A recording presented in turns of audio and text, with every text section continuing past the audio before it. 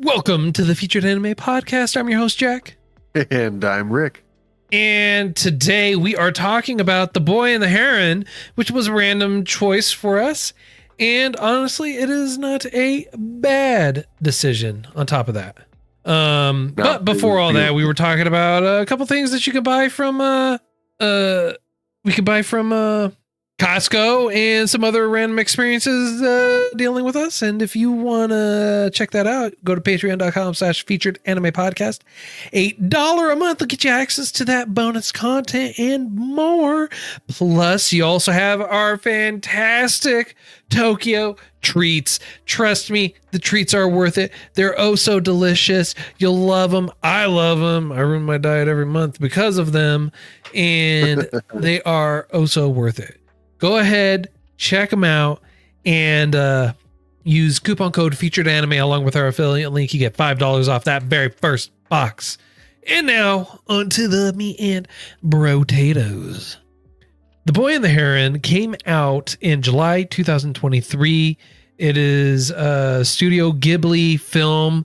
Obviously, it's an original. The genres for are adventure, drama, fantasy, and isekai, supernatural, and it's just over 2 hours long. So it is not a short movie by any stretch of the imagination, but it is there.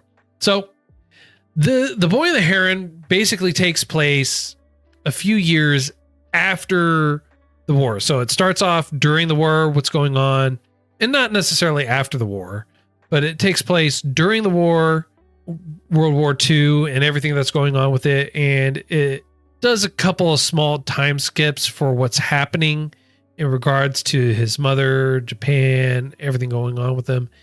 And then while he's kind of venturing through life, in a manner of speaking, while he's basically being dragged around by his father saying, hey, this is your new mother, and you find more about who his mother is pretty early, he ends up embarking on a quest more so to save, in a matter of speaking, Natsuko, who is his father's new wife. This entire story kind of revolves around that. It's a little bit of a self-discovery, a discovery about the world, his mother and his mother's sister, and the family and everything having to do with his bloodline and past in general. Yeah. That's I mean, I'm trying not to go into too much details because it could be a long description if I started sitting there talking about everything else, and then we'd have nothing to talk about. So I was trying to be like summary enough for you to get the gist of it, and then move on with the primary discussion. All right. So you have to excuse me. I wasn't trying to read a 10 paragraph summary. I'm like, hey, here's the gist of it. Let's go into this, Fair enough. And I mean, obviously we've seen Ghibli before. Right. It's always, in my mind, it's always a pleasure and a treat to watch a Ghibli film. And the reason I say that is this one, it's no exception. I loved it. Loved every second of it. The animation style, on point. My favorite part, as you might already know, was the food. The way that they were able to make it sound, almost smell, look, and it just, the detail. All right, I'll say it like this. The way you do the little things is the way you do the big things. And the little things were done with extreme detail, and that goes throughout the entire movie. The animation style was very different than what I'm used to, but I felt like it conveyed an emotion through just the visuals alone. And this is in the first 5 minutes of the movie, and it shows. So you open up basically to a fire in a hospital, and the father, whom you find out later is a father, and the son are essentially rushed out of the house to the point where the boy forgot to get dressed. And so he runs back in and gets ready. It's the small little details. Like, it makes it feel like an everyday real occurrence. Yeah, oh yeah. And the boy runs out and he chases his dad down, and he sees the hospital going up in flames, and he sees his mom's spirit in the flames, and just, he's trying to get to her, trying to save her. That unfortunately the hospital does collapse and his mom is lost, but her body is not found. And so it gives him that false hope of, well, the body's not there, so maybe. And it's the imagery is almost haunting, and it's difficult to describe because it's not a typical rushed anime. And I don't necessarily mean rushed as in bad quality. I mean rushed as in they just need to get past this scene, which is incredibly dense when it comes to colors, when it comes to details, when it comes to movement in the scene. And it's for sure. I didn't know that you could draw like that before. Like I always assumed you would need a very heavily assisted computer generated image. Like you would need, in my mind, assistance to draw this way or to get that kind of movement out of the light. It was very criminy. What do you call it?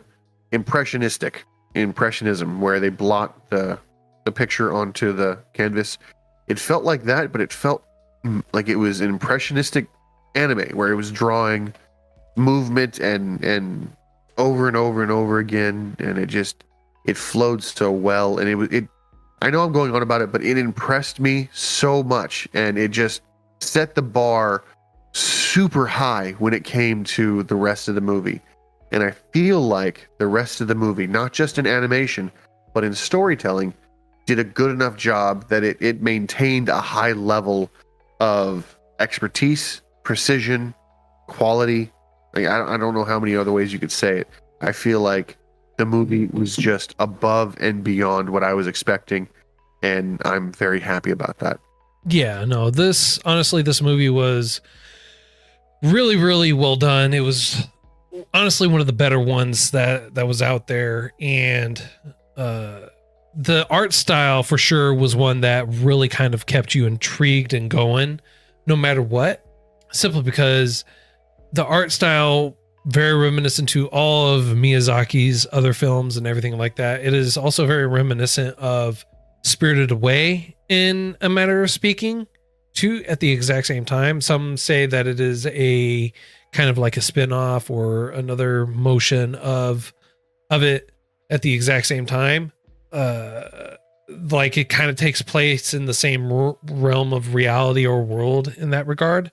So, but it for sure, honestly, is an enjoyable show to watch. And it's not one where it's like really super heavy or anything like that. It's one that definitely kind of gives you the flow of it being adequate, right? So it's not a anime where you're going to be super depressed while you watch it. It's not going to really hit you hard in those feels. It's one that you can kind of watch and enjoy at the exact same time. Yes. So you said you pointed something out that made me kind of think about it, and you said that the movie flowed rather well, and I think that's because it had an ebb and flow to it. It wasn't all go high adrenaline, gotta go. There are definitely peaks and valleys where it goes super, gotta get this done, gotta do this, in a rush, and then it's like you went over the waterfall, and then you got the nice placid lake that you're just drifting along, always going towards your destination, but you're at the peaceful section where you can now look around and enjoy and kind of gain more information. And then you notice the river starting to pick back up again. Yep. Can you give me like 5 minutes? Yeah, I can go on for a little more than 5 minutes. I gotcha. Anyway, so basically what ends up happening is once, unfortunately, we find out that the mother has passed away, and the father, you find out, is kind of a big shot in a facility of some kind in the war effort. I assume it's a war. I could be mistaken. Anyway, what ends up happening, our main character and his father end up going out to the countryside, where you find out that the father has met someone new. And this someone new is his aunt. And the aunt is with child. And they're about to have another baby.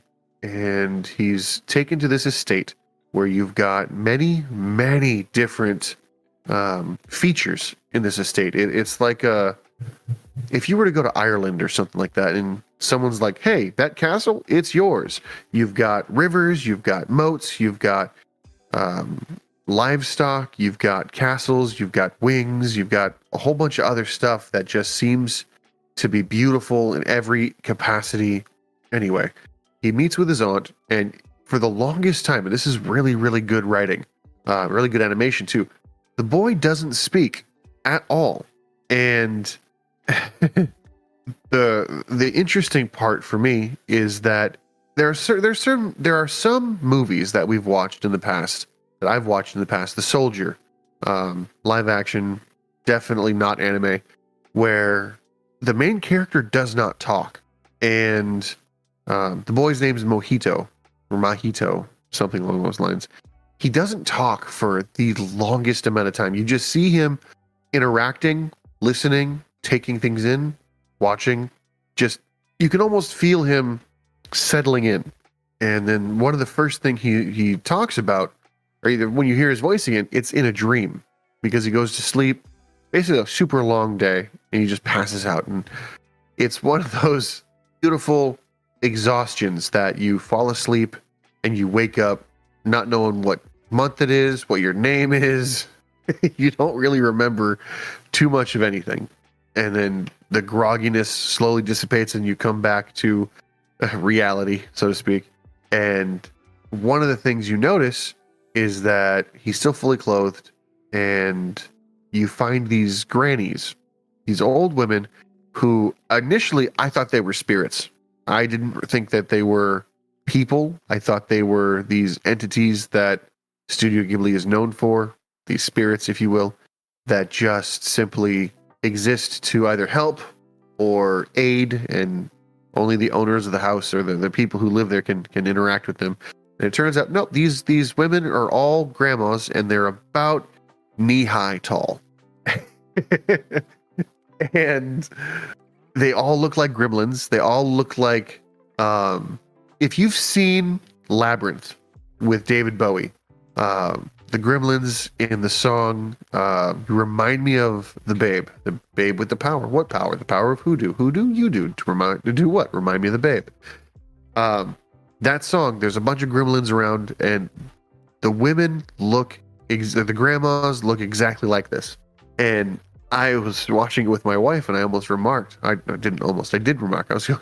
I said, so at what point in time do you turn from a young-looking, pristine lady of the house to that, where the grandmas look like they're hunched over, perpetually bent over, with an arched back and a gigantic nose, and just not disfigured, but definitely not youthful looks, because somehow they lost like 4 feet of height and everything like that.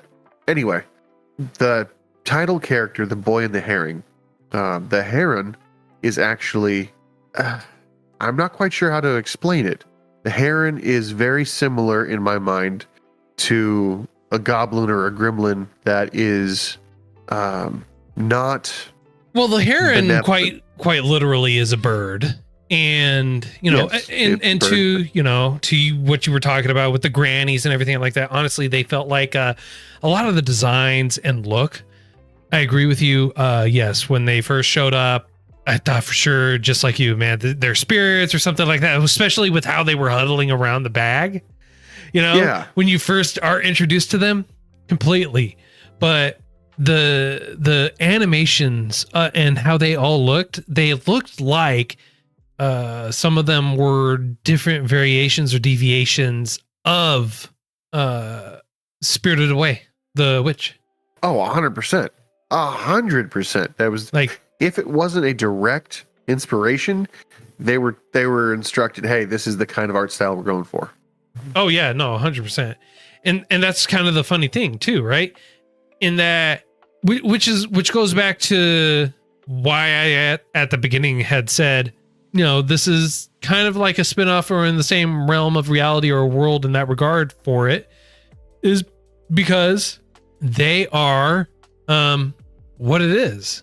It's kind of in the same realm with how they look and feel. It's a different time period because this takes place during World War II. Spirited Away takes place many years later after the fact, but makes sense.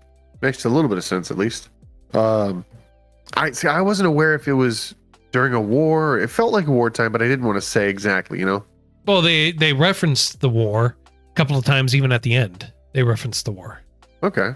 One of the things I was not expecting, absolutely was not expecting, was kind of a multiversal thing. The multiverse? Yeah. Like I wasn't expecting this to be like, oh yeah, you're connected to hundreds of thousands of worlds. Yeah.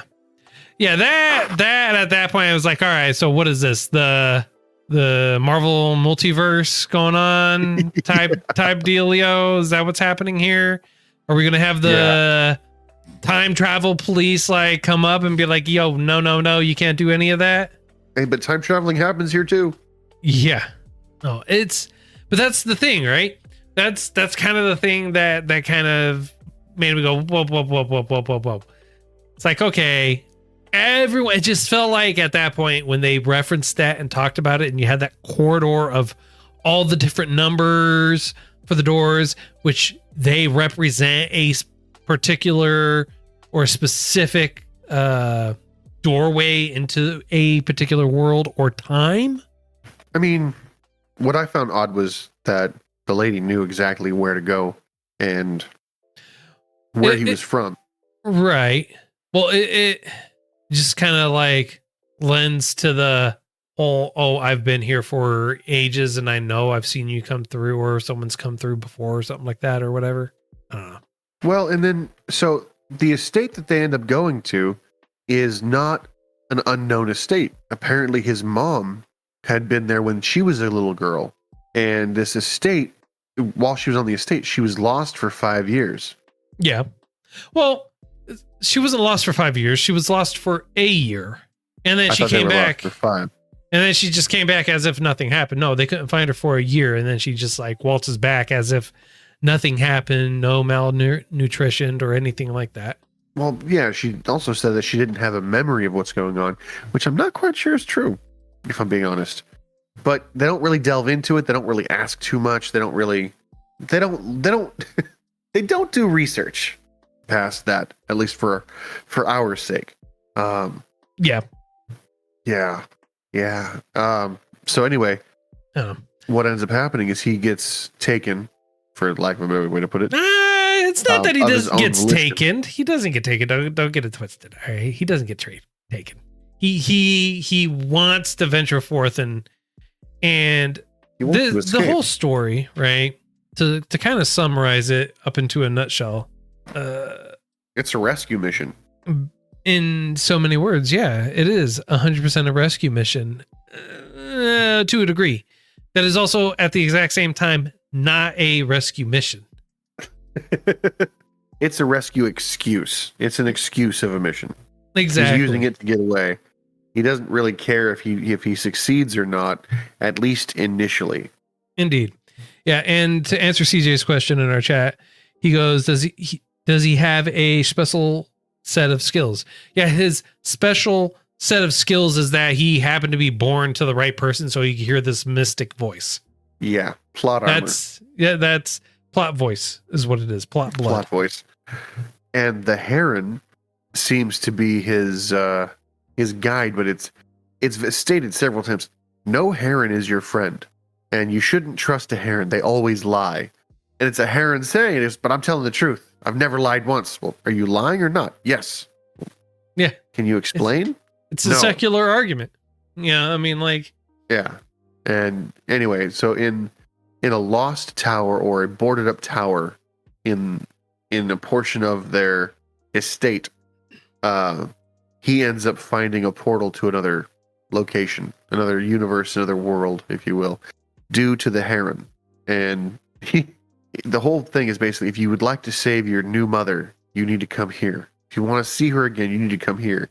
And it's enticing and drawing him in. And one of the most absurd things about the whole show is that parakeets will eat anything, including you. Well, okay.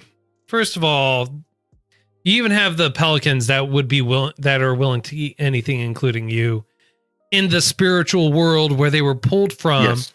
That they could also talk. All right. Yeah. I mean, like you're in a fictitious world 100%. with a heron that's actually a person in disguise at the exact same time, or kind of a crossbreed in between the two, with a supernatural tower. We'll leave you to the movies. Leave it to the movies, or for you to watch the movie in regards to the whole, what is the real tower? What is it really? And the details behind it and the magic and mysticism behind it, because they kind of hint at it a little bit, and then they give you a little bit more, and then they give you a little bit more information to round it out. And then you learn everything in general at that point, you know? Yeah. I mean, it's depending on how you'd like to do it, depending on which way you'd like to move. There's no other suggestion I would have than watch the movie, because the movie is phenomenal. Yeah. I enjoyed it. I highly recommend it. I don't know, aside from a few more tidbits, I'm not quite sure what else I can say without essentially spoiling the movie, because I no matter who you are out there, I want you to watch this movie. It is 100% family friendly, and it's a good addition to any library of videos you might have. My wife and I watched it on Prime with a subscription for free. Yeah. So if you have Prime in the subscription, I guess you're already paying for it. But it's in English, it's in Japanese, it's in several other languages. It's on several other platforms at the exact same time, Yes. where you can go and watch it. It's not. It was the only one that I watched it though, but Yeah, it is available for you. and it's a healthy addition. It's a good watch. It's a great, if you're in between shows or in between anime and you're wanting something a little bit lighter in regards, this is a great movie for you to watch, because it while it feels like it's, or seems like it would be a heavy movie, it really honestly is not. It's not a heavy movie at all. It's actually, like, the premise seems like it would be heavy. It feels like it would be a very deep or intense movie, but in all honesty, it's really not. It's kind of, in that regard, it's kind of like Spirited Away, right? Spirited Away wasn't an intense movie. It wasn't hard to get through it. It was nice, kind of like just put it on and relax type of movie, you know? Like I would say kind of like how a lot of Ghibli movies are, right? A lot of them are not going to be very heavy or emotion pounding movies. A lot of them are pretty kind of mellow and just enough for you to get through it and understand and get the emotion that's intended behind it, but it's not gonna like kick you right in the feels. It's not gonna sucker punch you. Yeah. You know? Now, the only thing I will say about this movie, about the ending, about the very ending of this movie, is it doesn't feel like it's got a hard close. You know what I mean? Yeah. Yeah, no, I understand exactly what you mean. So I honestly, I don't have too much more I could say. Like, how about you? Without getting into spoilers, no, unfortunately. I would say that the difference in the characters makes this feel almost real in a good way. And again, the animation style, non-stop perfection. Yeah. It's got phenomenal music going on. There doesn't seem to be any point in the movie where I felt like it was a frivolous use of time. Yeah. It's engaging. I did pause it so I could go do something else, like I had to use the restroom, I had to do some dishes. I came back and it was very easy to pick back up, start where I left off. And it did not feel like it was the 2.5 hours that it was. It felt like reading a good book. You know what I mean? The time slips by you, time slips away, and you don't feel worse for it. Yeah, no, I agree with that. No, I can 100% agree with that. So I don't have too much more I can say on this, sir. How about you? I'm right with you. Yeah, so on a scale of up to 10, how would you rate this? This one's a solid 9. Flat out 9. It would be a 10 if not for the ending. Okay. And you? I'm gonna give it an 8. Simply because it was just kind of a there story. It was a good story, but it was kind of there. It had a beginning, a middle, and end. Had the standard points. Animation was great. It was clean. The music was wonderful. It was a beautiful movie in and of itself. It wasn't too deep of a plot. It wasn't one you had to think too hard about. But at the exact same time, that's kind of like the drawback for this is the emotional depth for the main character just wasn't there. And I get why. I guess I could see that. I get why, but at the exact same time, I feel like they could have had a more emotionally depth character or something going on. But yeah, I don't know. It didn't drive with me all that well, but it was still a great movie. I would still recommend it to people who loved Spirited Away. If you did not like Spirited Away, I do not recommend this. Simply because if you didn't like that, you're not going to like this. Pure and simple. That makes sense. Yeah. So like I know CJ, he did not like Spirited Away at all. I will recommend CJ not watch this at all, simply because I know he's not going to like it. He's not going to enjoy it. In all honesty, I would want him to watch it because yes, it might not be a fantastic watch, but for him at least, he did not like. It's definitely Look, CJ with Anime Anonymous did not like Spirited Away at all. Like he did not. Like I would not recommend. I would not have him endure the pain of watching it simply because I know that he did not like Spirited Away, and that's why I'm saying that. If you hated Spirited Away, you are not going to like this. It is honestly a cut and dry. Like there is no gray area. It has a lot of the same feel, has some of the look, has the kind of a similar mentality behind it. It doesn't have as much of a Spirited Away kind of mysticism feel. However, at the exact same time, like I already know that if you did not like that, you won't like this. And especially if you're not a Ghibli fan, you definitely will not like it. That makes sense. I mean, we come in all shapes and sizes, all Indeed. opinions too. So, also just, I mean, if you want to venture off to watch it and you've never seen a Ghibli movie before, this is a good introductory. It's not a heavy movie. It's definitely worth the watch. So I agree. 8 for me, 9 for you. Yes, sir. All right. Next week, sir, what are we watching? Oh, letting me choose. Okay. I was not prepared for that at all. I'm not going to lie. Give me 1, 2, 3. I need to go to finished episodes. No. Come on, man. I don't need you cliff noting it. Noting it. Well, I don't want to do something like I don't know.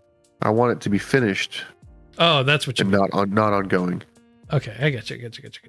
So this one says because we watched Goblin Slayer. Well, there's Goblin Slayer season 2 that we haven't talked about yet, and that is done. All right, we saw that one. Have we done Beyond Journey's End? Yes. All right, man. Do you want me to choose? Like, I thought for sure you would be able to rattle off at least within a couple of seconds, like any anime, like at all, within reason. Things have been kind of tight on my side lately.